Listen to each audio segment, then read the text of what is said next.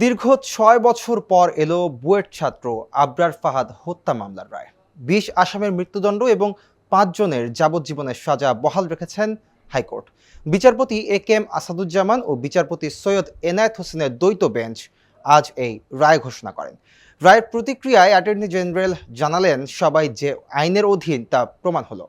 আর আবরার ফাহাদের বাবা বললেন, তার ছেলের মতো এমন করুণ মৃত্যু আর কোনো শিক্ষার্থীর যেন না হয়। এই মুহূর্তে কুষ্টিয়ায় আবরার ফাহাদের বাড়িতে আছেন আমাদের সহকর্মী বিদ্যুৎ খন্দকার। জানবো আরো বিস্তারিত। বিদ্যুৎ, আপনি এই মুহূর্তে আছেন আবরার ফাহাদের বাড়িতে এবং সেখানে তার মা অবস্থান করছেন। কি পরিস্থিতি আসলে সেখানে বিরাজ করছে? সুমিত, আপনাকে জানিয়ে রাখি যে বুয়েট ছাত্র আবরার ফাহাদ হত্যা মামলায় আজ রায় দিয়েছে হাইকোর্ট এবং এই রায়ে ২০ জনের মৃত্যুদণ্ড ও ৫ জনের জীবনযাপন দিয়েছে, বহাল রেখেছে হাইকোর্ট। এবং এই রায়ে সন্তোষ প্রকাশ করেছে আবরার ফাহাদের মা রোকেয়া খাতুন। আমি ঠিক এই মুহূর্তে কুষ্টিয়া জেলার পিটিআই রোডের আবরার ফাহাদের যে আহ, বাসভবন রয়েছে ঠিক সেখানেই রয়েছে। আমি একটু কথা বলবো এবং জানার চেষ্টা করব আবরার ফাহাদের মার কাছ থেকে। প্রথমত আমি এটা বলতে চাচ্ছি, আজকে যে রায়টা হয়েছেন এই রায়ের প্রতি আমার পুরা পরিবার সন্তুষ্ট, আমি নিজেও সন্তুষ্ট। যে রায়টা হয়েছিল ২০২২ সালে প্রথম, সেই রায়টাই বহাল আছেন।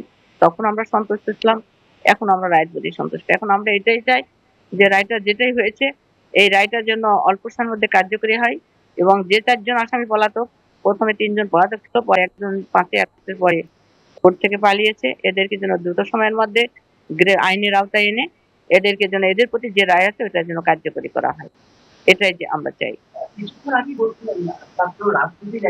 হ্যাঁ, আবরার ফাহাদ যখন বুয়েটে মারা যায় তখন সেখানে ছিল রাজনৈতিক একটা, মানে কি বলবো, তখন বুয়েট রাজনৈতিক রাজনৈতিকদের দখলে।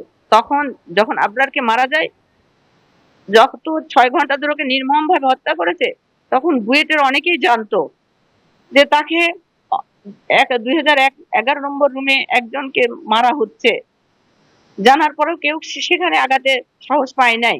এমনকি ওর রুমমেট যারা ছিল তারাও কাউকে বলতে সাহস পায় নাই, কারণ তারা কেন রাজনীতির ভয়ে বলতে পারে নাই যে পরবর্তীতে আমাদের উপরে কি একটা স্টেপ তারা নেবে। এখন আমরা এই জন্যই চাই, সারা দেশের শিক্ষা প্রতিষ্ঠানে যদি রাজনীতি মুক্ত থাকে তাহলে কোনো শিক্ষা প্রতিষ্ঠানে কখনো কোনো রকম সমস্যা হয় তাহলে সাধারণ ছাত্র যারা আছে তারা আগায় যাবে। তাদের মধ্যে যে ভীতিটা আবরারের সময় কাজ করেছে, এই ভীতিটা যদি কোনো শিক্ষা প্রতিষ্ঠানে রাজনীতি না থাকে তাহলে সেটা কখনোই কাজ করবে না। আর আবরারকে যত নির্মম ভাবে হত্যা করা হয়েছে, আর মনে হয় কোনো মাকে তার সন্তানের এত নির্মম হত্যাকাণ্ড তাকে দেখতে হবে না। এই জন্য আমরা চাই সকল সরকারি বেসরকারি শিক্ষা প্রতিষ্ঠানে যারা প্রশাসনে আছেন তাদের কাছে আমাদের একটা অনুরোধ, আপনারা শিক্ষা প্রতিষ্ঠানকে রাজনীতি মুক্ত রাখুন। ওখানে যেটা শিক্ষার পরিবেশ শিক্ষার জন্য যায় সেখান থেকে সেই শিক্ষা দিয়ে তাদের দেশের জন্য উচ্চ শিক্ষায় শিক্ষিত করে সেখান থেকে তাদেরকে আপনারা তাদের বাবা মার কাছে ফিরিয়ে দেন, তাদের সমাজের কাছে ফিরিয়ে দেন। তখন তারা যখন সুশিক্ষায় শিক্ষিত হবে তারা তখন নিজেরাই সিদ্ধান্ত নেবে তারা রাজনীতি করবে, তারা তার চাকরি জীবনে ফিরে যাবে, না তারা কোথায় তাদের লাইফ জীবনটাকে কোন পথে বেছে নেবে তারাই সিদ্ধান্ত নিতে পারে।